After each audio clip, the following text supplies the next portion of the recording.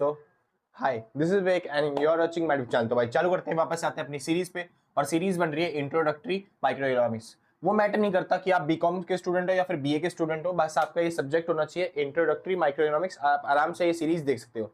Already इस series में 3 chapter बन चुके हैं और जबकि चौथे चैप्टर का पहला पार्ट भी बन चुका है। अगर आपने नहीं देखा तो डिस्क्रिप्शन में लिंक दे रखे हैं, जाइए फटाफट से चेकआउट करिए। Simple sir. तो चालू करते हैं। अब ये है चौथे चैप्टर का दूसरा पार्ट। चौथे चैप्टर का नाम है डिमांड एंड सप्लाई। तो डिमांड हम पहले ही कर चुके हैं और अब चालू करने वाले सप्लाई।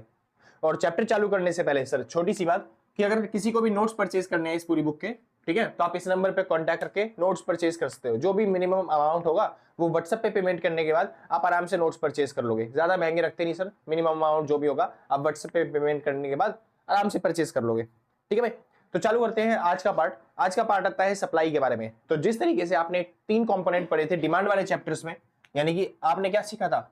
सबसे पहला टॉपिक आपने सीखा था कि इंडिविजुअल डिमांड और मार्केट डिमांड में डिफरेंस। सेम इसी तरीके से आपको सीखना है इंडिविजुअल सप्लाई और आपको सीखना है मार्केट सप्लाई के बीच में डिफरेंस। ठीक है भाई, तो आपको समझना है इंडिविजुअल सप्लाई क्या होती है और आपको समझना है मार्केट सप्लाई क्या होती है। दूसरी चीज आपको समझना है फैक्टर अफेक्टिंग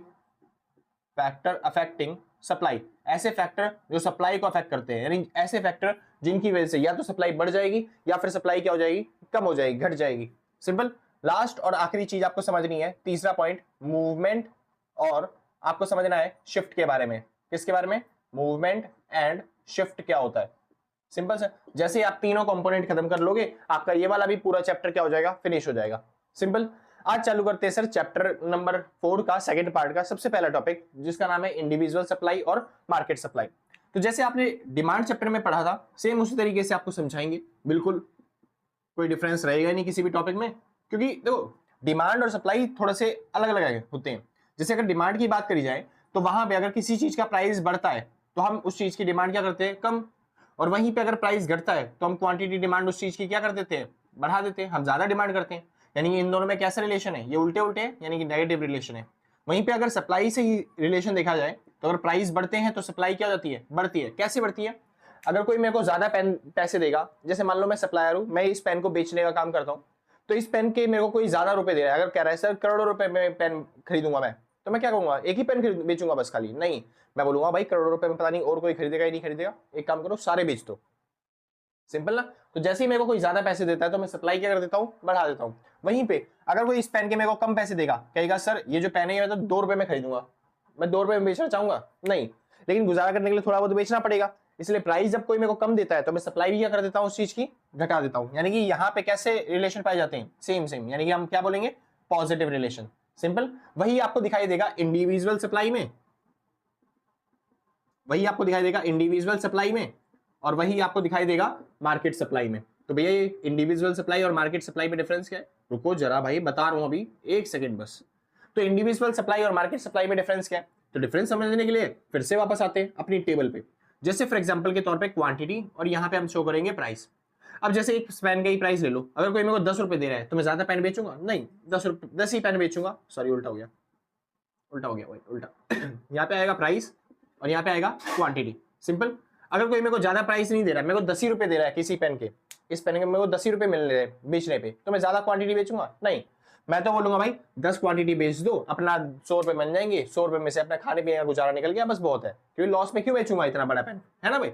चलिए, अगर मेरे को कोई इस पेन के 20 रुपए दे रहा है, यानी पैसे ज्यादा दे रहा है, तो मैं ज्यादा बेचने की सोचूंगा, कम बेचने की सोचूंगा? भाई पैसे ज्यादा दे रहा है तो प्रॉफिट ज्यादा होगा, और प्रॉफिट ज्यादा हो रहा है इसलिए मैं ज्यादा बेचने की भी सोचूंगा, यानी मैं बेचूंगा 20 पेन। सिंपल। कोई अगर मेरे को 30 रुपए दे रहा है तो मैं 30 पेन बेचना चाहूंगा। Simple sir. तो यानी जैसे जैसे प्राइस बढ़ते हैं सप्लाई भी हमारी क्या होती है, बढ़ती है।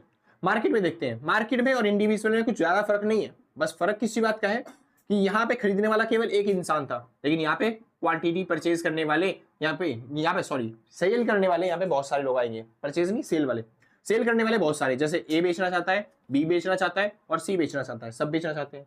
तो जैसे ये पेन था, 10 रुपए में पेन कोई खरीदने के लिए आया, तो फिर हम कितने बेचना चाहेंगे? ए कह रहा है मैं 10 पेन बेचूंगा, बी कह रहा है मैं 100 पेन बेचूंगा, और सी कह रहा है मैं 10 पेन बेचूंगा। सिंपल। चलिए आगे चलते हैं। कोई कह रहा है सर मैं इस पेन को 20 में खरीदूंगा, तो भाई कोई ज्यादा पैसे दे रहा है तो मैं ज्यादा पेन बेचना चाहूंगा, यानी मैं 20 पेन बेचना चाहूंगा। बी कह रहा है सर मैं 200 पेन बेचूंगा, और सी कह रहा है मैं 20 पेन बेचूंगा। नॉर्मल सी बात है, कोई ज्यादा पैसे देगा तो हम ज्यादा सप्लाई करेंगे, ज्यादा माल बेचेंगे। कोई 30 रुपए दे रहा है तो हम 30 पेन में बेचना चाहेंगे, ये 300 पेन बेच सकता है क्योंकि अमीर इंसान है भाई, ज्यादा प्रोडक्शन कर सकता है। हम तो छोटे छोटे बिजनेसमैन है, तो ये 30 पेन बेच सकता है। सिंपल। मेन समझना क्या है हमें, मेन समझना है मार्केट में और इंडिविजुअल में डिफरेंस क्या है। कोई अगर इंडिविजुअल इंसान है तो प्राइस में अगर 10 रुपए का चेंज होता है तो क्वांटिटी में कितने का चेंज कर पाएगा, 10 का ही, यानी कि ज्यादा चेंज नहीं कर पा रहा। लेकिन वहीं पर अगर मार्केट में देखा जाए, मार्केट में देखते हैं क्योंकि हम टोटल, तो देखो अगर 10 रुपए का पेन था तो कितना पेन बिके टोटल मिला के, 10, 20, 100 और 110, यानी कि 120 पेन बिक गए। सिंपल। चलिए 20 रुपए में अगर बेचे तो हमने कितने पेन बेच दिए, 240 पेन, और यहाँ पे 360 पेन। यानी जैसे प्राइस यहाँ पे किसी ने 10 रुपए बढ़ाना चाहा तो वहीं पे कितने पेन फालतू बिकने लग गए, 120 पेन फालतू बिकने लग गए। यानी कि मैं समझाना क्या चाहता हूं, सेम डिमांड की तरह यहाँ पे भी क्वांटिटी में क्या होता है, कम चेंज, यानी क्वांटिटी में चेंज क्या होता है, कम। Simple sir. तो तीसरा डिफरेंस आपका क्या आएगा कि यहाँ पे क्वांटिटी में चेंज क्या होता है, ज्यादा, और यहाँ पे क्वांटिटी में चेंज क्या होता है, कम। क्वांटिटी में चेंज, अच्छा ये जो ट्रायंगल दिख रहा है ना, ट्रायंगल का मतलब होता है डेल्टा। ट्रायंगल का मतलब क्या होता है, डेल्टा। और डेल्टा किसको दिखाता है, डेल्टा शो करता है चेंज को। किसको शो करता है, चेंज को, परिवर्तन को। सिंपल से, कोई दिक्कत तो नहीं। तो मैं लिख रहा हूं क्वांटिटी में चेंज यहाँ पे क्या होता है, कम, क्योंकि एक ही इंसान है, कितना ही सप्लाई में चेंज कर पाएगा ना भाई। हाँ जी। और यहाँ पे क्वांटिटी में चेंज क्या होता है, बहुत ज्यादा, क्योंकि यहाँ पे बहुत सारे लोग होते हैं बेचने वाले, इसलिए क्वांटिटी में चेंज क्या होता है इधर, ज्यादा। सेम उसी की तरह, डिमांड की तरह। अगर आपने नहीं देखा, मैं फिर बता रहा हूँ, वहां पे मैंने अच्छे तरीके से डीपली समझा दिया है ऑलरेडी। तो डिस्क्रिप्शन में जाओ, पार्ट 1 का लिंक दे रखा है, आप वहां पे चेक करो, आपको अच्छे तरीके से समझ में आएगा वहां पे। सिंपल सर, बढ़िया। आगे चलते हैं सर, मेरे को लग रहा है कि आपको पहले से आता है, इसलिए मैं थोड़ा सा जल्दी जल्दी कर रहा हूँ, स्पीड में। ठीक है भाई, चलिए आगे चलते हैं। चौथा डिफरेंस, चौथा डिफरेंस क्या है सर, मैंने जैसे वहां पे समझाया था आपको, यहाँ पे भी सप्लाई कर्व बनेगा, लेकिन सप्लाई कर्व जो होता है ना यहाँ पे, क्योंकि क्वांटिटी में चेंज कम होता है, इसलिए सप्लाई कर्व यहाँ पे ऐसा होता है, सप्लाई कर्व ऐसा होता है, और यहाँ पे सप्लाई कर्व थोड़ा सा ऐसा होता है। कह रहा भैया दोनों सेम सेम तो लग रहे हैं मेरे को, क्या डिफरेंस लग रहा है, मैं बता रहा हूँ सर। ये देखो थोड़ा सा खड़ा सा है, इसका डायग्राम होता है स्टीपर। क्या होता है, शेप का नाम, इसकी शेप का नाम होता है स्टीपर। तो पांचवा डिफरेंस क्या है, शेप का नाम, जो कि स्टीपर होता है। इसमें जो शेप है उसका नाम क्या है, उसका नाम है फ्लैटर। क्या नाम है सर, फ्लैटर। यहाँ पे थोड़ा सा लेटा सा होता है डायग्राम। Simple sir. जैसे कि देखिए, प्राइस कोई कम दे रहा था तो हम कम सप्लाई कर रहे थे, प्राइस कोई ज्यादा दे रहा है तो हम सप्लाई भी क्या कर रहे हैं, ज्यादा। यानी प्राइस बढ़ने पे हमने सप्लाई को बढ़ा दिया, क्वांटिटी को बढ़ा दिया। सिंपल, नॉर्मल बात है। यहाँ पे भी ऐसी था, कोई प्राइस कम दे रहा था तो हम सप्लाई भी क्या कर रहे थे, कम कर रहे थे, है ना भाई। कोई अगर ज्यादा प्राइस देने लग गया तो हमने सप्लाई भी क्या कर दी, इधर इधर सप्लाई भी हमने क्या कर दी, बढ़ा दी। कोई दिक्कत तो नहीं। लेकिन दोनों में डिफरेंस क्या है, डिफरेंस है सर क्वांटिटी का। यहाँ पे क्वांटिटी में चेंज हुआ इतना सा, जरा सा, लेकिन यहाँ पे क्वांटिटी में क्या हुआ, ज्यादा चेंज। क्योंकि यहाँ पे क्या है, मार्केट, मार्केट में सेलर क्या होते हैं, बहुत सारे, तो इस वजह से वो थोड़ा थोड़ा भी क्वांटिटी में चेंज करेंगे तो बहुत सारा चेंज हो जाता है। लेकिन यहाँ पे सेलर कैसे होते हैं, एक इंसान अकेला होता है, तो इसलिए यहाँ पे क्वांटिटी में ज्यादा चेंज नहीं हो पाएगा। आसान इतना, कोई दिक्कत तो नहीं। बहुत अच्छे भाई, एग्जाम में बहुत ज्यादा इंपॉर्टेंट टॉपिक है, आता ही आता है एग्जाम में, तो इसलिए फटाफट अच्छी तरीके से याद कर लेना। आगे चलूं, चलिए। वो कह रहा भैया डेफिनेशन तो लिखवाई नहीं, आपको पता है सर, मैं डेफिनेशन लिखवा दूंगा अच्छे तरीके से, कोई दिक्कत नहीं है। क्यों, क्योंकि पहले इंडिविजुअल सप्लाई और मार्केट सप्लाई में डिफरेंस की डेफिनेशन करने से पहले आपको करनी पड़ेगी सप्लाई की डेफिनेशन। तो भैया सप्लाई की डेफिनेशन क्या होती है, समझते हैं। सप्लाई की डेफिनेशन, तो सप्लाई क्या है सर, कुछ नहीं सर, बहुत सिंपल है। देखिए सप्लाई क्या है, इसी को तो बोलते हैं सप्लाई। यानी अलग अलग प्राइस जब होते हैं तो हम अलग अलग सामान बेचना चाहते हैं, उसी को हम क्या बोलते हैं, सप्लाई। सप्लाई मतलब क्या है, अलग अलग प्राइस पर हमने कितनी अलग अलग क्वांटिटी की सप्लाई करी, बस इसी को डेफिनेशन में बना दो। तो सप्लाई क्या है, it shows various quantity supplied, it shows various quantity supplied at various price. Simple sir. ये क्या दिखाता है, क्वांटिटी, ये सप्लाई क्या है, it shows various quantity supply, अलग अलग क्वांटिटी सप्लाई को दिखाता है, अलग अलग प्राइस पर जो की जाए। Simple sir. It shows various quantity supplied at various price. जैसे डिमांड की डेफिनेशन थी, क्या डेफिनेशन थी डिमांड की, it shows various quantity demanded eight various price. इसकी डेफिनेशन बनेगी, it shows various quantity supplied at various price. Simple sir. चलिए अब बात करते हैं इंडिविजुअल सप्लाई और मार्केट सप्लाई में डिफरेंस क्या है। चलिए, तो सबसे पहले डेफिनेशन का, वही डेफिनेशन जो आपने यहाँ पे लिखी है ना सप्लाई की, वही सेम डेफिनेशन यहाँ पे उतारनी है, बस लास्ट में आप लिख दोगे by an individual. Simple. Last में क्या लिख दोगे, बाय एन इंडिविजुअल। तो डेफिनेशन क्या बन जाएगी, ये बनेगी definition, it shows various quantity supplied at various price by an individual. एक व्यक्ति द्वारा विभिन्न संभव कीमतों पर मांगी गई विभिन्न मात्रा को दर्शाता है। कौन, सप्लाई कर। कह रहा भैया हिंदी भी आप अच्छी बोलते हो, थैंक यू सर। आगे चलते हैं। मार्केट सप्लाई क्या होता है, मार्केट सप्लाई में भी वही सेम डेफिनेशन लिखनी है आपको, it shows various quantity supplied at various price by the whole market. यानी कि मार्केट में जितने भी लोग हैं सभी को मिला के जितना भी सामान बिक रहा है उसको क्या बोलेंगे, मार्केट सप्लाई। तो मार्केट सप्लाई की डेफिनेशन क्या बनी, वही same definition, it shows various quantity supplied at various price, simple, by the whole market, सारी मार्केट में सभी लोगों के द्वारा जितना भी सामान बेचा जा सकता है उसको क्या बोलते हैं हम, मार्केट सप्लाई। आसान था भाई, कोई दिक्कत तो नहीं ना। बस एक लास्ट डिफरेंस कर लेते हैं, छठा डिफरेंस, और आपका टॉपिक खत्म। ठीक है, बढ़िया। लेकिन सर छठा डिफरेंस जो है ना थोड़ा सा मुश्किल है, इसलिए मैं आपको अच्छे तरीके से अभी समझा नहीं पाऊंगा। अच्छे तरीके से अगर आप समझना चाहते हो तो थोड़ा सा वेट करना पड़ेगा, पहले एक टॉपिक समझा दूं फिर वापस से मैं इसी टॉपिक पे आ जाऊंगा। टेंशन मत लो, मैं भूलता नहीं, मैं वापस डिफरेंस करवा दूंगा, छठा डिफरेंस आपको याद रहेगा। सिंपल, बढ़िया। तो जिसको नोट करना है फटाफट से नोट करो, मैं आगे से हट रहा हूं और अच्छे तरीके से नोट करना, ठीक है भाई। चलिए, तो सॉरी भाई, तो आज के लिए नहीं, आज के लिए नहीं, नोट कर लो भाई फटाफट। हाँ भाई, शुक्र है। चलिए भाई, तो पहला टॉपिक हमने खत्म कर लिया, अब आते हैं दूसरे टॉपिक पे, और दूसरे टॉपिक का नाम है फैक्टर अफेक्टिंग सप्लाई। ऐसे फैक्टर जो सप्लाई को अफेक्ट करते हैं, मतलब ऐसे फैक्टर जिनकी वजह से कभी सप्लाई बढ़ जाती है और कभी सप्लाई हमारी क्या हो जाती है, घट जाती है। सिंपल सा। चलिए फटाफट से इसको भी खत्म करते हैं, बहुत ईजी है। तो सबसे पहले बात आती है फैक्टर अफेक्टिंग सप्लाई। ऐसे फैक्टर जिसकी वजह से सप्लाई कभी बढ़ती है और कभी घटती है। टोटल मिला के ये फैक्टर कितने हैं सर, तो याद रख लेना सर, ये टोटल मिला के फैक्टर है भाई 8। पहला पी एक्स, उसके बाद डबल पी डबल जी, और लास्ट में NET नेट। सिंपल से। तो ये 8 फैक्टर है, 8 के 8 फैक्टर आपको याद करने हैं, अच्छे तरीके से याद करने हैं ताकि आप आराम से एग्जाम में लिख के आ पाओ। चालू करते हैं। सबसे पहले फैक्टर का नाम आता है पी एक्स। ठीक है, तो जब भी आप लिखोगे पी एक्स के बारे में तो क्या लिखोगे, पी एक्स मतलब क्या होता है, इसको बोलते हैं price of good x. Good x यानी एक्स वस्तु की कीमत। जो किसी भी प्रोडक्ट की जो प्राइस है ना, वो उस प्रोडक्ट की डिमांड को अफेक्ट करते हैं और सप्लाई को भी अफेक्ट करते हैं। अगर प्राइस बढ़ेंगे तो हम ज्यादा माल बेचना चाहते हैं, और प्राइस घटेंगे तो हम सामान कम बेचना चाहते हैं। कोई अगर मेरे को ज्यादा प्राइस देगा, मैं चाहता हूँ भाई सारा सामान बेच दो, लेकिन वहीं पे अगर मेरे को किसी चीज का कम प्राइस मिलता है, मैं नहीं चाहता भाई बेचना, क्योंकि सस्ते में कौन बेचे भाई। सिंपल ना।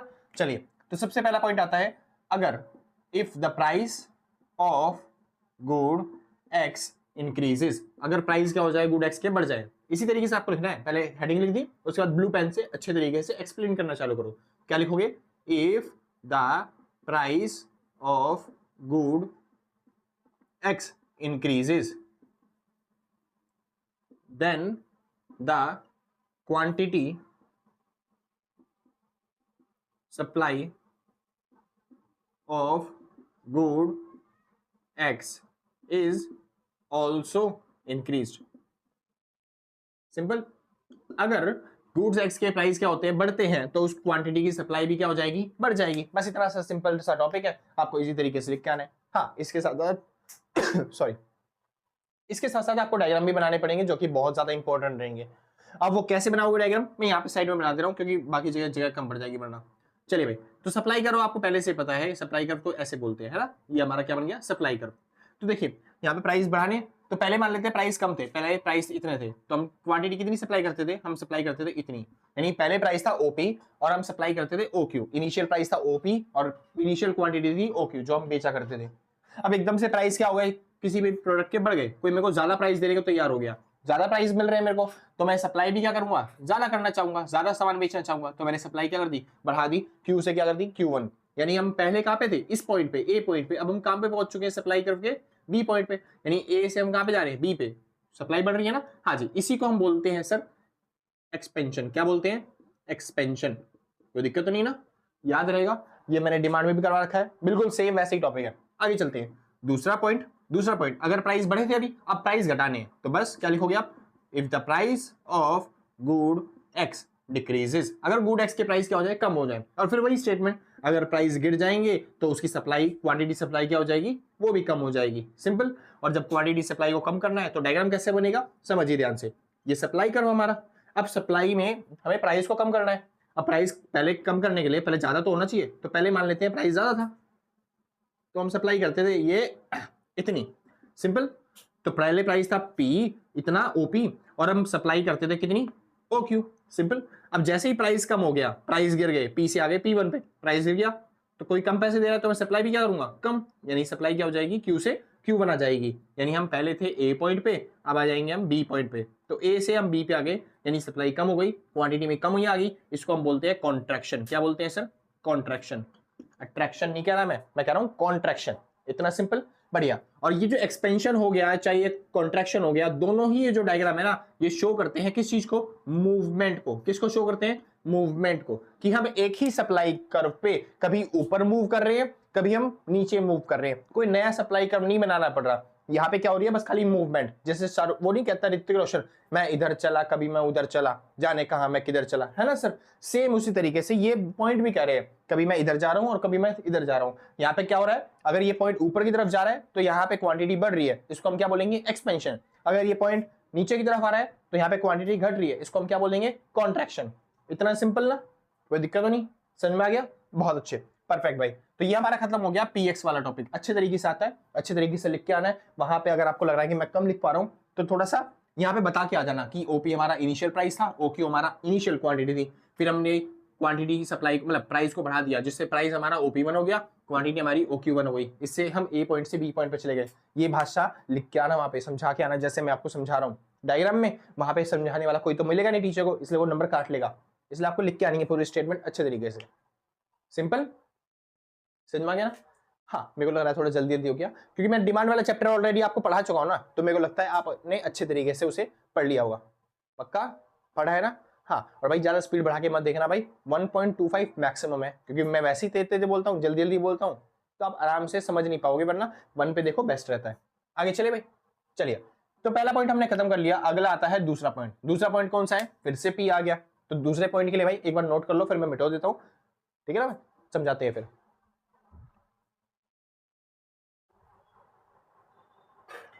हाँ भाई श्योर थे। तो टॉपिक का नाम आता है फैक्टर अफेक्टिंग सप्लाई। तो मैं सबसे पहले पीएक्स करवा चुका हूँ ऑलरेडी, अब आपको करना है PPG और लास्ट में करना है NET नेट। सिंपल से ये 7 फैक्टर बाकी जो बच गए, इसको करते के साथ ही आपका ये जो पूरा चैप्टर है वो खत्म हो जाएगा। ठीक है सर? चलिए, तो सबसे पहले टॉपिक का नाम आता है पी। अब ये पी मतलब क्या है सर? ये पी सिंपल पी नहीं है, इसको बोलते हैं PR। PR मतलब क्या होता है? Price of related goods. यानी कि यहाँ पे संबंधित वस्तु की जो कीमत होती है ना, वो भी हमारी सप्लाई को अफेक्ट करती है। अब यहाँ पे संबंधित वस्तु कितनी है, रिलेटेड गुड्स कितनी है? जैसे डिमांड वाले चैप्टर में तो 2 तरह की रिलेटेड गुड्स होती थी, एक कॉम्प्लीमेंट्री एक सब्स्टिट्यूट। यहाँ पे केवल एक है बस, सब्स्टिट्यूट। सिंपल। सब्स्टिट्यूट गुड्स याद है या भूल गए? याद है? डेफिनेशन लिखना एक बार नीचे कमेंट बॉक्स में। हाँ जी, तो क्या बोलते हैं, नहीं याद ना? चलो कोई बात नहीं। सब्स्टिट्यूट गुड्स क्या होते हैं? ऐसे गुड्स होते हैं सब्स्टिट्यूट गुड्स जो एक साथ यूज नहीं किए जा सकते।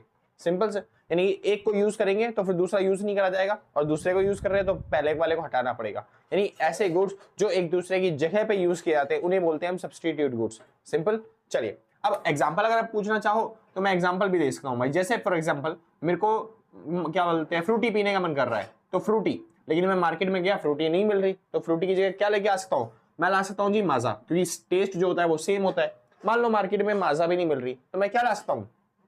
मैं ला सकता हूँ स्लाइस, क्योंकि उसका भी टेस्ट क्या है, सब एक जैसे ये सेम। तो इसको बोलते हैं क्या? Substitute goods. इसके अलावा कोई और एग्जांपल लेना चाहो तो आप चाय और कॉफी का एग्जांपल ले सकते हो। मेरा चाय पीने का मन कर रहा है जैसे टी का, और टी नहीं मिल रही, तो हम क्या पी सकते हैं उसकी जगह? कॉफी पी सकते हैं ना। बढ़िया। तो इस तरीके से ये होते हैं सब्स्टिट्यूट गुड्स, जो एक दूसरे को रिप्लेस कर देते हैं, एक दूसरे की जगह पे यूज कर सकते हैं, उन्हें क्या बोलेंगे हम? Substitute goods. और कई बार ना एक गुड्स की डिमांड दूसरे गुड्स को भी अफेक्ट कर देती है, या फिर एक गुड्स के प्राइस जो होते हैं वो दूसरे गुड्स की सप्लाई को भी क्या कर देती है? अफेक्ट कर देती है। बस उसी के बारे में समझना है। जैसे फॉर एग्जांपल मान लो मैं एक सेलर हूं जो मैं चाय और कॉफी दोनों बेचता हूं। मेरा एक कैफे है जहां पे मैं चाय और कॉफी दोनों बेचता हूं। चलिए जी, तो बात आती है प्राइस की। तो मैंने चेक किया कि टी के प्राइस मैंने कितने रखे हुए थे? मैंने रखे थे 10, ठीक है। और मैंने कॉफी के प्राइस भी कितने रखे हुए थे? मैंने रखे हुए थे भाई कॉफी के प्राइस भी 10, यानी दोनों के प्राइस ही क्या थे? 10-10 रुपए। सिंपल। अब खुद सोचो, जब दोनों के प्राइस ही सेम है तो मैं किसको ज्यादा सप्लाई करना चाहूंगा? कौन सा सामान जो है वो ज्यादा बेचना चाहूंगा? चाय या कॉफी? चाय या कॉफी? मैं क्या चीज ज्यादा बेचना चाहूंगा? भैया कुछ भी नहीं, दोनों की मतलब कि दोनों ही प्राइस नॉर्मल तरीके से बेचना चाहोगे आप तो। क्यों? क्योंकि चाय के प्राइस जितने हैं उतने ही कॉफी के प्राइस है। सिंपल ना। अगर चाय मतलब 10 रुपए दे रही है मेरे को कमा के, तो फिर कॉफी भी 10 रुपए दे रही है कमा के। तो अगर कोई खरीदने आता है चाय या कॉफी, तो कहता हूँ भाई कुछ भी ले जाओ, कोई फर्क नहीं पड़ता, क्योंकि किसी से भी मेरे को ज्यादा प्रॉफिट नहीं हो रहा। अब देखो एकदम से हुआ क्या, मैंने सोचा क्यों ना मैं कॉफी की प्राइस बढ़ा दूं, तो मैंने एकदम से कॉफी की प्राइस क्या कर दी है, बढ़ा दी है। यानी अब मैं कॉफी बेच रहा हूं कितने की, 100 रुपए की। चाय कितने की बिक रही है, 10 रुपए की, लेकिन मैं कॉफी कितने में बेच पा रहा हूं, मैं बेच पा रहा हूं 100 रुपए में। सिंपल। अब मेरे को ज्यादा प्रॉफिट किस में होने के चांसेस है, जाहिर सी बात है मेरे को ज्यादातर प्रॉफिट किस में होंगे, कॉफी में। और जब मेरे को कॉफी में प्रॉफिट ज्यादा हो रहा है तो फिर मैं क्या बेचना चाहूंगा, कॉफी बेचना चाहूंगा। इसलिए मैंने कॉफी की सप्लाई भी क्या कर दी, बढ़ा दी। कोई कस्टमर अगर आता है ना चाय खरीदने के लिए, तो मैं बोलता हूँ नहीं सर नहीं, हमारे पास चाय है ही नहीं, बेसिक से पड़ी हुई है चाय, लेकिन चाय से कितने मिलेंगे, 10 रुपए। तो मैं बोलता हूँ सर चाय नहीं है, आप कॉफी ट्राई करना चाहोगे। सिंपल। अगर वो जाने लगता है तब हम चलते हाथ मार के दे देते हैं, लो जी आप चाय ले लो, कोई दिक्कत नहीं है, चाय भी है हमारे पास, मिल गई आपको, ठीक है। हाँ जी। लेकिन अगर मान लो वो राजी हो जाता है, हाँ जी कॉफी दे दो, तो फिर मेरे को कितने का प्रॉफिट भाई, 90 रुपए का प्रॉफिट। ज्यादा प्राइस किसका है, कॉफी का, तो ज्यादा पैसे किससे मिलेंगे, कॉफी से। इसलिए तो ज्यादा प्राइस अगर बढ़ जाते हैं तो मैं सप्लाई भी कर देता हूँ, उसकी बढ़ा देता हूँ। लेकिन खुद सोचो, क्या चाय के प्राइस, मतलब चाय बेचना चाह रहा हूं मैं अब, नहीं। यानी मैंने चाय की जगह चाय वालों को भी क्या बोल दिया कि भाई चाय नहीं है, चाय नहीं बेचता हम क्या बेचते हैं, हम बेचते हैं कॉफी। यानी मैंने कॉफी की सप्लाई बढ़ा दी, चाय की सप्लाई क्या कर दी, कम। कोई दिक्कत तो नहीं। क्या चाय के प्राइस में कोई चेंज हुआ, भैया यहाँ पे तो प्राइस में कोई चेंज नहीं हुआ। इसके प्राइस जो थे ना, इसके प्राइस तो बढ़ गए, इस वजह से इसकी सप्लाई मैंने क्या कर दी, बढ़ा दी। लेकिन इसके प्राइस में तो चेंज नहीं हुआ, फिर भी इसकी सप्लाई क्या हो रही है, कम हो रही है। तो इसकी सप्लाई कम हो रही है, क्यों, क्योंकि यहाँ पे कॉफी वालों ने अपने प्राइस क्या कर दिए, बढ़ा दिए। सिंपल। कोई दिक्कत तो नहीं। बढ़िया। कैसे रिलेशन है यहाँ पे भाई, यहाँ पे है नेगेटिव रिलेशन। सिंपल। ये बढ़ रहा है प्राइस और यहाँ पे सप्लाई क्या हो रही है, कम हो रही है, तो कैसा रिलेशन है, नेगेटिव। अब नेगेटिव रिलेशन देखो, सप्लाई यहाँ पे कम करनी है, और जब सप्लाई कम करनी है तो यहाँ पे दिखाओ इस तरीके से, जैसे ये सप्लाई ये थी, ठीक है, यहाँ पे मैं दिखा रहा हूँ क्वांटिटी, ठीक है भाई। किस चीज की क्वांटिटी, हम दिखा रहे हैं इसकी, चाय की, तो क्वांटिटी दिखा रहे हैं टी की। और उसके बाद यहाँ पे दिखा रहा हूँ मैं प्राइस, वो भी किस चीज के, टी के। तो चाय के हिसाब से डायग्राम बनाएंगे हम यहाँ पे, ठीक है। सो ये तो डिमांड कर हो गया, सॉरी, ये था हमारा पहले सप्लाई कर्व। सिंपल। क्या प्राइस में चेंज हुआ चाय के, नहीं जी, चाय के प्राइस में चेंज नहीं हुआ, फिर भी इसकी सप्लाई क्या हो रही है, कम। तो बस आपको सप्लाई वहां से यहाँ पे लेके आ देनी है, S1 पे। यानी जो पहले हम क्वांटिटी इतनी बेचा करते थे, वो हम कितनी क्वांटिटी बेचना चाह रहे हैं, हम इतनी क्वांटिटी, यानी सप्लाई हमने कम कर दी। क्या प्राइस में चेंज हुआ, नहीं, प्राइस तो वहीं पे कॉन्स्टेंट जैसे पहले थे वैसी है, लेकिन फिर भी उसकी सप्लाई क्या हो रही है, कम हो रही है। क्यों, क्योंकि अदर फैक्टर्स में, अदर फैक्टर्स मतलब ये जो ब्रैकेट है, ब्रैकेट के बाद जितने भी फैक्टर्स है, इनमें चेंज हो रहा है। अगर प्राइस में चेंज हो रहा होता तो पिछले जैसा डायग्राम बनता, क्योंकि प्राइस बढ़ने की वजह से क्वांटिटी कम हो जाए, कम हो रही है। लेकिन यहाँ पे क्वांटिटी कम नहीं हो रही, यहाँ पे सप्लाई ही कम हो रही है, तो इसलिए क्या हो जाएगा, लेफ्ट वर्ड शिफ्ट हो जाएगा सप्लाई कर्व हमारा। सिंपल इतना, बहुत अच्छे। नहीं समझ में आया, एक बार और ध्यान से समझो भाई, इस बार अच्छे तरीके से समझ में आएगा, इस बार अच्छे तरीके से समझाऊंगा। सिंपल से, ये रहा प्राइस और ये रही सप्लाई। अब मान लेते हैं फिर से कि चाय का प्राइस भी 10 रुपए था और कॉफी का प्राइस भी 10 रुपए था, दोनों ही के प्राइस ही कितने थे, 10-10 रुपए। अब एकदम से कॉफी वालों ने अपने प्राइस क्या कर दिए, कम कर दिए। यानी कि कॉफी बेचने में मेरे को कितने रुपए मिलेंगे, बस खाली 1 रुपए। क्या मैं 1 रुपए वाली चीज बेचना चाहूंगा, नहीं। जैसे ही प्राइस गिटे तो मैंने इसकी सप्लाई क्या कर दी, कम कर दी, इसको हटा दिया। क्या 1 रुपए में बेचूं सामान में, हम क्या बेचना चाहेंगे, चाय बेचना चाहेंगे, क्योंकि चाय से हमको पैसे क्या मिल रहे हैं, ज्यादा। क्या प्राइस वालों ने, चाय के प्राइस ने चेंज किया अपना प्राइस, चाय वालों ने अपना प्राइस चेंज किया, नहीं। फिर भी मैं इसका सामान क्या कर रहा हूँ, सप्लाई ज्यादा कर रहा हूँ। क्यों, क्योंकि मेरे को इसमें ज्यादा प्रॉफिट हो रहा है, इससे ज्यादा पैसे मिल रहे हैं। इससे तो पैसे मिल ही नहीं रहे, इससे तो 1 ही रुपया मिल रहा है बस खाली, तो हमने इसकी सप्लाई क्या कर दी, बढ़ा दी। सिंपल। क्यों, क्योंकि इसके प्राइस में क्या हो गया था, कमी आ गई थी। यानी कैसा रिलेशन यहाँ पे, नेगेटिव रिलेशन। बस इसी तरीके से आपको सप्लाई कर्व बनाना है। और किसका, चाय का। तो ये रहा प्राइस किसके, टी के, और ये रही क्वांटिटी किसकी, टी की। और क्या इफेक्ट पड़ेगा इससे, जो सप्लाई कर्व हमारा यहाँ पे था एस पे, अब सप्लाई बढ़ जाएगी तो वो S1 हो जाएगा। क्या प्राइस में चेंज हुआ, नहीं जी। तो क्वांटिटी वहीं से Q से Q1 पे पहुंच गई, यानी क्वांटिटी बढ़ गई। यानी हम A पॉइंट से कहां पे पहुंच चुके हैं, हम B पॉइंट पे। इसको क्या बोलते हैं हम, इसको बोलते हैं इंक्रीज इन सप्लाई। क्या बोलते हैं इसे, इंक्रीज इन सप्लाई। और यहाँ पे हम A पॉइंट से कहां पे पहुंच गए थे, यहाँ पे हम B पॉइंट पर पहुंच गए, इधर से इधर। बढ़िया। इसको क्या बोलते हैं हम, डिक्रीज इन सप्लाई। आसान से, कोई दिक्कत नहीं ना। बढ़िया। वहां पे हम बोलते थे एक्सपेंशन और कॉन्ट्रैक्शन, कहां पे, जब हमने प्राइस वाला टॉपिक किया था, इसी से पहले वाला, है ना। क्योंकि वहां पे क्या होता, प्राइस में चेंज होने की वजह से क्वांटिटी में चेंज हो रहा था। यहाँ पे प्राइस में तो चेंज हो ही नहीं रहा, प्राइस तो कांस्टेंट है, चाहे इसका देख लो चाहे यहाँ पे देख लो, प्राइस यहाँ पे कांस्टेंट है, फिर भी इसकी सप्लाई बढ़ रही है, घट रही है। सिंपल ना। तो इसको बोलते हैं इंक्रीज इन सप्लाई और डिक्रीज इन सप्लाई, जिसमें क्या होता है, जिसमें शिफ्ट होता है हमारा सप्लाई कर्व। हमारा सप्लाई कर्व क्या होता है, शिफ्ट। कोई डाउट तो नहीं है सर, पक्का बात ना, पक्की बात है। बढ़िया। मेरे को लगता है भाई बहुत अच्छे से समझ में आ गया होगा। पता क्या है, ये वाला टॉपिक ना पहले समझा चुका हूँ, एक वीडियो ऑलरेडी बना चुका हूँ, लेकिन क्या है ना, उस वीडियो में कुछ पार्ट खराब हो गया था। अब वो पार्ट खराब हो गया तो फिर मेरे को ये वीडियो दोबारा बनानी पड़ रही है, थोड़े थोड़े क्लिप्स मेरे को दोबारा बनाने पड़ रहे हैं। तो आपको लगे कि मैंने ये डायग्राम अभी एकदम से चेंज हो गया, कुछ उल्टा ऊपर नीचे लग दिया, तो समझ जाना कि भाई हाँ वहाँ पे चेंज हुई है क्लिप्स। ठीक है भाई, चलिए कोशिश कर रहा हूँ वैसी बने, वो वैसी बनती नहीं है हर बार। चलिए भाई, इतना समझ में आ गया ना। ये यहाँ पे खत्म हो गया आपका पहला पॉइंट जिसका नाम था पी। अब चालू करते हैं भाई दूसरा पॉइंट जिसका नाम है फिर से पी। जिसको नोट करना है भाई फटाफट से नोट कर लो, फिर आगे चलते हैं। हाँ भाई शुक्र है। चलिए भाई, तो अगले टॉपिक का नाम आता है फिर से पी, लेकिन इसको मैं पी को मैं प्राइस भी बोल सकता हूं या फिर मैं कई बार कॉस्ट भी बोल देता हूं। तो इसको बोलेंगे कॉस्ट ऑफ प्रोडक्शन। क्या बोलेंगे सर? Cost of production. ये तो बहुत सिंपल है, किसी भी सामान को बनाने में जो भी खर्चा होता है उसको हम क्या बोलते हैं? कॉस्ट बोलते हैं। सिंपल है ना, बहुत अच्छे। और किसी भी चीज को बनाने में अगर खर्चा कॉस्ट अगर ज्यादा होगी, जैसे ये मार्कर बनाने के लिए मेरे को 5,000 करोड़ की मशीन खरीदनी पड़ेगी और ये मार्कर बनाऊंगा बस खाली 20 रुपए का, 20 रुपए का मार्कर बेचने में मेरे को 1-2 रुपए का प्रॉफिट हुआ, क्या मैं 5,000 करोड़ की मशीनरी पे इन्वेस्टमेंट करूंगा? नहीं, क्योंकि मुझे ज्यादा प्रॉफिट नहीं होने वाला। इसलिए जब कॉस्ट आपको ज्यादा पड़ती है तो आप सप्लाई क्या करते हो? कम। वहीं पे जब आपको कॉस्ट क्या पड़ती है? कम, तब सप्लाई क्या करते हो? ज्यादा। इसको अपनी भाषा में लिख लेना भाई अच्छे तरीके से। मैं मानता हूं आप बड़े हो चुके हो। यहाँ पे सप्लाई घट रही है, सप्लाई घटाने वाला डायग्राम, यानी सप्लाई यहाँ से यहाँ पे S से S1 पे, यानी क्वांटिटी Q से कहां पे आ जाएंगे? Q1 पे। क्वांटिटी कम हो गई, यानी हम A पॉइंट से कहां पे चले गए? B पॉइंट पर। और इसको क्या बोलते हैं? Decrease in supply. आसान सर। और यहाँ पे सप्लाई बढ़ रही है, सप्लाई बढ़ाने वाला डायग्राम, सप्लाई यहाँ से यहाँ पे चली गई, यानी कि Q से चली गई Q1 पे, राइट वर्ड शिफ्ट, S से S1 पे, यानी हम A पॉइंट से आ गए हम B पॉइंट पर। और इसको क्या बोलते हैं हम? Increase in supply. इन सभी में ये जो है ना अदर फैक्टर्स वाले, इन सभी में प्राइस में तो चेंज होता नहीं। प्राइस में चेंज किसमें होता है? जो पहले वाला पॉइंट है, प्राइस ऑफ रिलेटेड, मतलब प्राइस ऑफ गुड एक्स वाला। बाकी सब क्या है? अदर फैक्टर्स है। अदर फैक्टर्स में चेंज होता है और इसी वजह से यहाँ पे प्राइस कांस्टेंट रहते हैं और सप्लाई कर्व जो होता है वो या तो राइट वर्ड शिफ्ट होगा या फिर वो लेफ्ट वर्ड शिफ्ट होगा। यानी इन सभी में डायग्राम बनेंगे ऐसे। अगर मैं कहीं पे बोल रहा हूँ सप्लाई घटानी है तो सप्लाई घटाने वाला ये वाला डायग्राम, सप्लाई बढ़ानी है तो ये वाला डायग्राम। ऐसे ही डायग्राम बना के आने आपको, सिंपल से। और एक्सप्लेनेशन अपनी औकात अनुसार कर देना जितना आपको आता हो। चलिए भाई आगे चलते हैं। अगला टॉपिक आता है जी।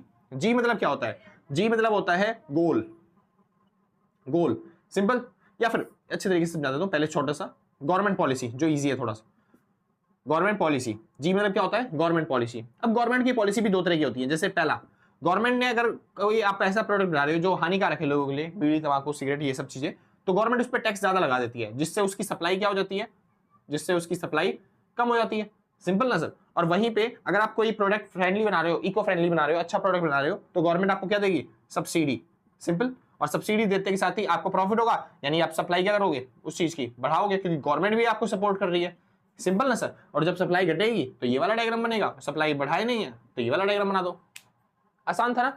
बस इसी तरीके से आपको सारे पॉइंट्स करने हैं। जैसे अगला देखिए सर, अगला नहीं, इसको बाद में करते हैं, जी वाले को इससे पहले कर देते हैं एन वाले को, वो इजीली समझ में आ जाएगा। एन, एन मतलब होता है नंबर ऑफ फर्म।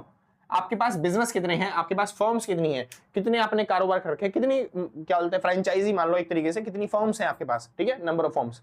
अगर आपके पास ज्यादा दुकानें हैं, जैसे मान लो मैं चीनी बेचने का काम करता हूं, अगर मैं एक ही दुकान पे चीनी बेचने का काम करूंगा तो कस्टमर मुश्किल से 10 आएंगे, 20 आएंगे, है ना भाई। लेकिन वहीं पे अगर मेरे पास बहुत सारी दुकानें हैं तो हर एक दुकान पे तो 10 कस्टमर आ रहा है, तो बहुत सारे कस्टमर आ जाएंगे खरीदने के लिए, यानी मैं दुकान से सामान क्या कर पाऊंगा? ज्यादा बेच पाऊंगा। तो यानी फर्म जो होती है ना वो भी अफेक्ट करती है सप्लाई को। यानी अगर फर्म हमारे पास कम होगी, यानी कि नंबर ऑफ फर्म अगर हमारे पास कम होगी तो सप्लाई भी क्या होगी? कम। और अगर नंबर ऑफ फर्म हमारे पास ज्यादा है तो सप्लाई भी क्या हो जाएगी? ज्यादा। सिंपल ना। सप्लाई घटाने वाला डायग्राम ये रहा, सप्लाई बढ़ाने वाला डायग्राम ये रहा। जैसा आप बनाना चाहो वैसे आप बना सकते हो, और एक्सप्लेनेशन अपनी औकात अनुसार। सिंपल, जितना आपको आता है उतना लिख देना, कोई दिक्कत तो नहीं। बढ़िया, आगे चलते हैं भाई। अगला टॉपिक आता है ई। ई और टी के लिए क्या लिखूं भाई? जिसको नोट करना है फटाफट से नोट करो, फिर आगे चलते हैं, मिटाता हूं मैं, ठीक है। हाँ भाई शुक्र है। चलिए भाई, तो अगला टॉपिक आता है ई। ई मतलब होता है एक्सपेक्टेशन। क्या नाम होता है? एक्सपेक्टेशन। एक्सपेक्टेशन मतलब संभावना। तो अगर आपको लगता है इन फ्यूचर, मतलब भविष्य में, अगर आपको लगता है फ्यूचर में किसी भी चीज के प्राइस कम होने वाले हैं, तो मैं उस चीज को आज बेचना चाहूंगा प्रेजेंट में, तो मैं उस चीज को आज बेचना चाहूंगा, या फिर जब कम हो जाएंगे प्राइस तब बेचना चाहूंगा। यार अभी ज्यादा प्राइस मिल रहा है तो ज्यादा जल्दी बेच दो, सिंपल ना सर। तो अभी मैं सप्लाई क्या कर दूंगा? उसकी बढ़ा दूंगा। तो अगर मेरे को लगता है फ्यूचर में कोई चीज सस्ती होने वाली है, जैसे मेरे को लगता है फ्यूचर में ये जो पेन है वो 1-1 रुपए का बिकेगा, तो अगर मैं पेन बेचना चाहता हूं तो अभी बेच दूं ना भाई सारे, क्योंकि ज्यादा पैसे मिलेंगे अभी। सिंपल से, फ्यूचर में बेच के क्या फायदा फिर। दूसरा, अगर मेरे को लगता है फ्यूचर में किसी चीज के प्राइस बढ़ने वाले हैं, जैसे ये जो पेन है ये बिकेगा करोड़ों रुपए में, तो मैं आज बेचना चाहूंगा? पागल थोड़ी ना। सिंपल। तो ये कब बेचूंगा? जब करोड़ों रुपए प्राइस हो जाएगी तब बेचे जाएगी, सिंपल से। चलिए, तो वहां पे अभी सप्लाई क्या कर देंगे हम? कम कर देंगे, क्योंकि फ्यूचर में ज्यादा पैसे मिलेंगे ना, तो फ्यूचर में बेचेंगे। और यहाँ पे डायग्राम कैसे बनेंगे, बिल्कुल वही सेम जैसे आपने पहले सीखे थे। सप्लाई बढ़ानी है तो सप्लाई यहाँ से यहाँ पे, यानी Q से हम कहाँ पे आ गए, Q1 पे। सप्लाई S से कहाँ पे चलेगी, S1 पे। A पॉइंट से हम कहाँ पे आ गए, B पॉइंट पे। भाई डायग्राम थोड़ा सा मैं जल्दी बना रहा हूँ, इसलिए अपने हिसाब से समझ लेना, अच्छे तरीके से बना के आना पेपर में, ठीक है। मेरे पॉइंट्स मैच नहीं हो रहे, ठीक है ना, वो लाइनें मैच नहीं हो रही पूरी पूरी, अपने हिसाब से देख लेना। हाँ जी, मतलब डायग्राम सही है, पूरा गलत नहीं है, मगर वो कह रहा हूँ कि ये जो पॉइंट यहाँ पे बन गया ना, मतलब साफ साफ अच्छा अच्छा डायग्राम बना गया और वहाँ पे लाइनें ठीक करना, ठीक है। तो यहाँ पे प्राइस क्या हो रहे हैं, यहाँ पे मतलब यहाँ पे प्राइस में कोई चेंज नहीं हो रहा, बस सप्लाई बढ़ रही है, तो इसको बोलेंगे increase in supply. Simple, supply यहाँ पे क्या हो गई, बढ़ गई। और यहाँ पे सप्लाई घटानी है तो डायग्राम कैसे बनेगा, सप्लाई यहाँ से यहाँ पे आ जाएगी। सिंपल, ऐसे अच्छे तरीके से बना देना भाई, ठीक है, क्योंकि हर बार नहीं बनाऊंगा ना, टाइम वेस्ट हो जाएगा उसमें आपका। तो यानी एस से हम कहाँ पे आ गए, S1 पे आ गए, यानी ए पॉइंट से हम कहाँ पे आ गए, बी पॉइंट पे आ गए। इसको हम क्या बोलते हैं, इसको हम बोलते हैं डिक्रीज इन सप्लाई। कोई दिक्कत तो नहीं, पक्का ना, बहुत अच्छे, इस तरीके से आप कर लोगे। लास्ट टॉपिक आता है टी, और टी मतलब क्या होता है सर, टी मतलब होता है टेक्नोलॉजी। टेक्नोलॉजी, टेक्नोलॉजी मतलब क्या है सर, सिंपल है बहुत ज्यादा। जैसे कि फॉर एग्जांपल, पहले अगर आपके पास कोई टेक्नोलॉजी है जो है वो एडवांस टेक्नोलॉजी है, आपके पास एडवांस टेक्नोलॉजी है, या फिर आपके पास जो है न्यू टेक्नोलॉजी है, लेटेस्ट टेक्नोलॉजी है कोई अच्छी, जिससे प्रोडक्शन अच्छा होता है, या फिर अगर आपके पास चीप टेक्नोलॉजी है, ठीक है। चीप टेक्नोलॉजी मतलब जो सस्ते प्राइस में आप, मतलब सबसे कम प्राइस पैसों में ज्यादा प्रोडक्शन बना के देती है आपको, ठीक है भाई, ज्यादा क्वांटिटी क्या सप्लाई कर देती है, मैन्युफैक्चर कर देती है। सिंपल, चलिए अगर आपके पास ऐसी टेक्नोलॉजी है तो इससे आपकी कॉस्ट ऑफ प्रोडक्शन क्या होगी, कम होगी, जिसलिए आप सप्लाई क्या करोगे, इससे सप्लाई को बढ़ा दोगे। सिंपल, सप्लाई बढ़ानी है तो ये वाला डायग्राम बन जाएगा। अगला, दूसरी, अगर आपके पास ऐसी टेक्नोलॉजी है जहां पे जो पुरानी है बहुत ज्यादा, सिंपल, या फिर जो लेटेस्ट नहीं है, जो ट्रेडिशनल तरीका यूज करती है, ठीक है, ट्रेडिशनल मेथड यूज करते हो आप टेक्नोलॉजी में, या फिर वो जो टेक्नोलॉजी है वो कॉस्टली है, बहुत ज्यादा महंगी पड़ती है सामान मैन्युफैक्चर करने में, तो वहां पे आप सप्लाई क्या करोगे, वहां पे सप्लाई घटाएंगे, क्योंकि सप्लाई कम करेंगे ना भाई, क्योंकि कॉस्ट ज्यादा पड़ेगी, तो इसलिए डायग्राम ऐसा बन जाएगा। सिंपल, सॉरी ठीक है भाई, चालू करते हैं। तो अगला टॉपिक आता है जी। जी मतलब होता है गवर्नमेंट पॉलिसी। गवर्नमेंट पॉलिसी, अच्छा जी तो बता दिया ना, वो गोल वाला था, ठीक है। अगला जी आता है भाई लास्ट जी। जी मतलब होता है गोल, गोल मतलब लक्ष्य। कई बार बिजनेस के जो गोल होते हैं, जो ऑब्जेक्टिव्स होते हैं, वो भी हमारी सप्लाई को अफेक्ट करते हैं। जैसे फॉर एग्जांपल, अब मान लो बिजनेस में ऑब्जेक्टिव क्या है कि प्रॉफिट मेकिंग। क्या ऑब्जेक्टिव है, प्रॉफिट कमाना, बिजनेस का ऑब्जेक्टिव, ज्यादातर बिजनेस का यही ऑब्जेक्टिव होता है। तो प्रॉफिट कैसे कमाया जाएगा, तो बिजनेसमैन क्या करता है, प्राइस बढ़ा देता है, जिससे उसकी सप्लाई बढ़ाने पे उसे क्या हो जाएगा, अच्छा खासा प्रॉफिट हो जाएगा। सिंपल ना, चलिए। और कुछ बिजनेस का मोटिव क्या होता है कि वो कंज्यूमर मेकिंग करेंगे, कंज्यूमर मेकिंग, सिंपल। और जब वो कंज्यूमर बनाना चाहते हैं तो वो कैसे करेंगे कंज्यूमर मेकिंग, वो प्राइस घटा के सोचेंगे कि सप्लाई बढ़ा दूं। सिंपल, यानी कि वो ज्यादा अगर प्राइस होगा तो वो सप्लाई क्या करना चाहेंगे, कम करना चाहेंगे, यानी महंगा सामान वो कम बेचेंगे। क्यों, क्योंकि कंज्यूमर मेक करने हैं ना। कंज्यूमर कब आते हैं, जब प्राइस क्या होता है, सस्ता होता है। सिंपल सर, तो इसलिए वो ज्यादा प्राइस रखेंगे तो कस्टमर कम आएंगे, यानी महंगी चीजें वो कम सप्लाई करना चाहेंगे, और कंज्यूमर मेकिंग के लिए सस्ती चीजों को ज्यादा सप्लाई करना चाहेंगे। तो यहाँ पे आप जब प्रॉफिट में ऑब्जेक्टिव होगा तो सप्लाई बढ़ा देना, कब, प्राइस घटाने पे, सॉरी प्राइस बढ़ाने पे। और जब आपका मोटिव होगा कंज्यूमर मेकिंग, तब आपको सप्लाई चलते हैं घटानी है, कब, जब प्राइस बढ़े होंगे, मतलब जब प्राइस बढ़ेंगे तो सप्लाई कम। सिंपल से, कोई दिक्कत तो नहीं, बढ़िया। और ठीक है, अगर आपको वीडियो अच्छी लग रही हो तो भाई लाइक से सब्सक्राइब करके पक्का जाना, और आपने पहले से कर रखा है तो सच बता रहा हूँ भाई साहब, दिल से, कलेजों से, गुर्दों से, फेफड़ों से, शरीर के अंग अंग से थैंक यू आपको, ठीक है। और आपने नहीं कर रखा तो आराम से पकड़ दिया, बाद में कोई आफत नहीं आ रही है, ठीक है। हम भी यहीं पे, आप भी यहीं पे, मिलते हैं आपके एग्जाम के बाद, अरे मतलब मिलते हैं अगली वीडियोस के अंदर, है ना भाई। चलिए, और जिसको नोट्स खरीदने हैं भाई, नोट्स परचेज करने हैं तो इस नंबर पे कांटेक्ट करके नोट्स परचेज कर लेना। जो भी मिनिमम अमाउंट होगा वो व्हाट्सएप पे पेमेंट करने के बाद आप नोट्स परचेज कर लोगे। सिंपल सर, ज्यादा कॉस्टली नोट्स होते नहीं है हमारे पास, 150 के आसपास नोट्स मिल जाते हैं आपको, ठीक है। एक बार कॉल करके, या फिर कॉल करके नहीं, व्हाट्सएप करके आप चेक कर लेना, ठीक है भाई। चलिए, तो आगे चलते हैं भाई, अगला टॉपिक, क्योंकि ये तो बीच में क्लिप ऐड करिए ना, ठीक है। तो वापस चलते हैं, ठीक है, अगली साइड। जिसको नोट करना है भाई नोट करो, फिर आगे चलते हैं। हाँ भाई, शुक्र है। चलिए, अब टॉपिक का नाम आता है सर मूवमेंट और शिफ्ट में difference.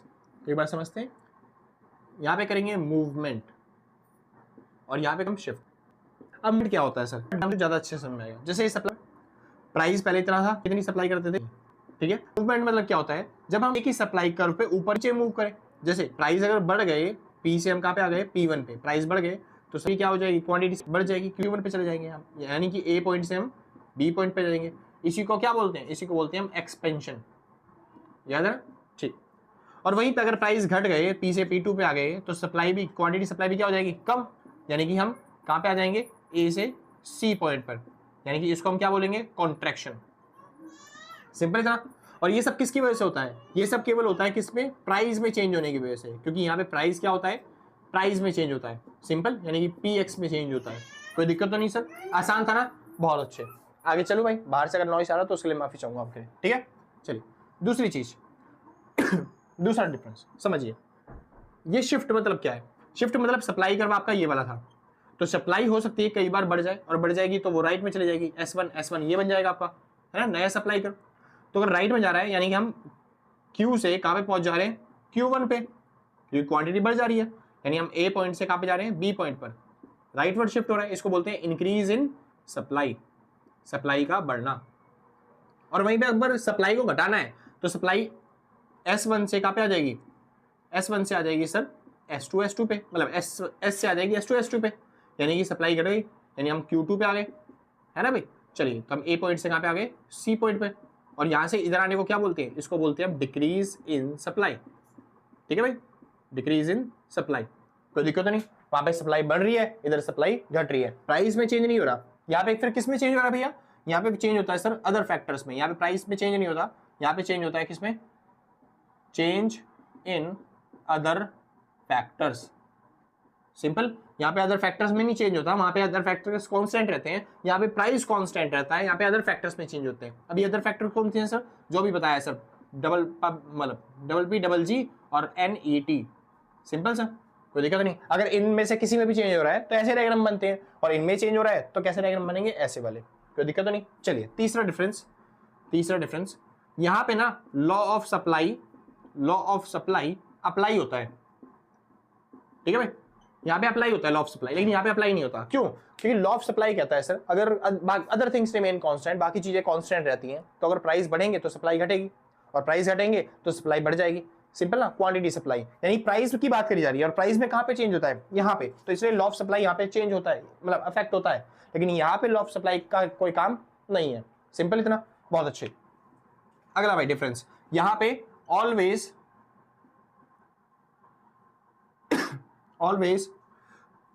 Sorry, only one supply curve. यहां पे हमेशा क्या होता है, एक ही सप्लाई कर्व होता है, लेकिन यहां पे always new supply curve formed.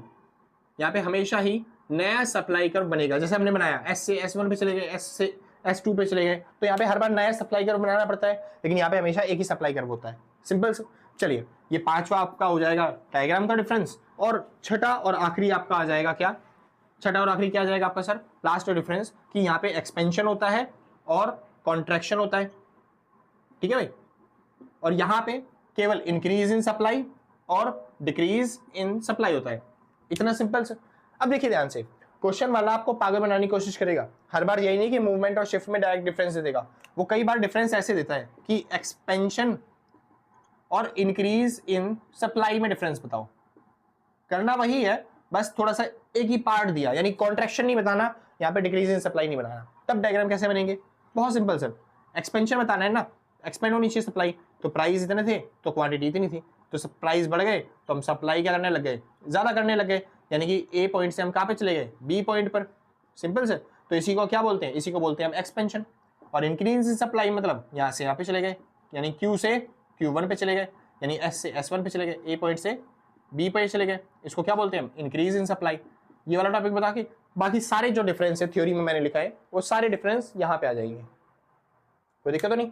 इस तरीके से टॉपिक दे देगा, एक्सपेंशन और इंक्रीज इन सप्लाई, या फिर कॉन्ट्रैक्शन और डिक्रीज इन सप्लाई में डिफरेंस बताओ, समझ में आया। और कई बार तो एक्सपेंशन और कॉन्ट्रैक्शन का नाम ही चेंज कर देता है, इसको बोलता है क्या बोलते हैं, इंक्रीज इन क्वांटिटी डिमांड, क्योंकि यहाँ पे डिमांड मतलब sorry increase in quantity supply, क्योंकि यहाँ पे सप्लाई नहीं पे चेंज नहीं होता, यहाँ पे चेंज किसमें होता है, खाली क्वांटिटी में चेंज। यहाँ पे सप्लाई नहीं बोलेगा, क्या बोलेगा, quantity supply, increase in quantity supply expansion को।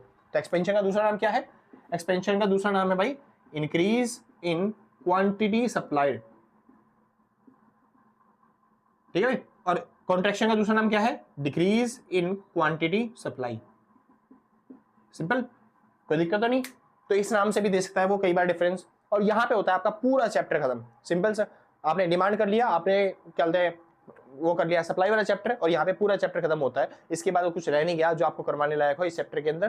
तो भाई अगर आपको वीडियो अच्छी लगी हो तो लाइक से सब्सक्राइब करके पक्का जाना, और अगर आपने पहले से कर रखा है तो सच बता रहा हूँ भाई साहब, दिल से, कलेजों से, गुर्दों से, फेफड़ों से, शरीर के अंग अंग से थैंक यू है सच में भाई। मजा सा आता जब आप बोलते हैं सर आपने पहले से कर रखा था, आपके बताने की देर नहीं थी। ठीक है भाई, चलिए। और आपने अगर नहीं कर रखा तो कोई बात नहीं भाई, कोई आपत्ति नहीं आ रही है, हम भी यही हैं, आप भी यही हो, मिलते हैं आपके एग्जाम के बाद। ठीक है ना भाई, अरे कोई आपत्ति नहीं आ रही है, आराम से कर दियो बाद में, कोई दिक्कत नहीं है, जब टाइम मिले तब कर दियो। ठीक है, और ठीक है, अगर किसी को नोट्स परचेज करने हैं तो इस नंबर पे कांटेक्ट करके आप नोट्स परचेज कर सकते हो, जो भी मिनिमम अमाउंट होगा वो आप बता के मतलब पूछ के आराम से पेमेंट करके नोट्स परचेज कर लोगे। ठीक है भाई, पूरी बुक के नोट्स मिलेंगे एक ही बार में। ठीक है, ज्यादा अमाउंट रखते ही सर इसलिए हम कि एक चैप्टर का झंझट नहीं है, सीधा एक बार में पूरी बुक मिल जाएंगी आपको। ठीक है भाई, चलिए तो आज के लिए बस इतना ही, मिलते हैं कल सेम टाइम सेम दिन और अगले दिन, और टाटा बाय बाय। जिसको नोट करना है भाई फटाफट से नोट कर लो। ठीक है भाई, बाय बाय।